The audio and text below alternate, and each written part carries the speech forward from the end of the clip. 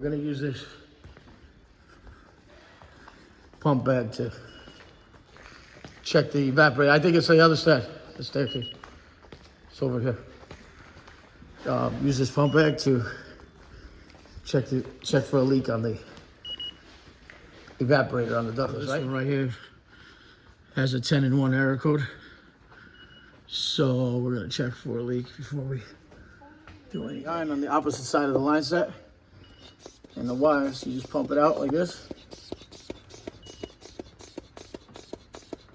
And then if you're ever a one-man show, you can at least attempt to do a leak search yourself. Just like that, you got access. Now we can just see if this is our leak point. Yeah, you zero it out.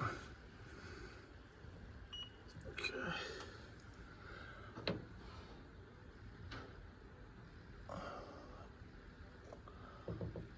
Yeah, this is the best tool in the world, if you ask me, for working by yourself on a ductless. If you're doing a lot of things, if you're wiring a pump inside, like a regular condensate pump, instead of having a guy come and help you, or just wedging it out on some lady's wall, right? So, nothing more than a tow truck entryway for a key when you lock your keys in your car. And let's run it and then see if I could get any kind of alert up here on the line set, or at least on the coil, if not outside.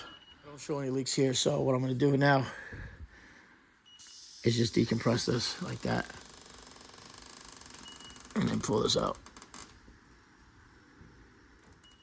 Just like that, and then make sure it's still hung on the wall properly. Worker downstairs is checking for the leak down there with bubbles, and then I'm gonna go down with the leak detector too.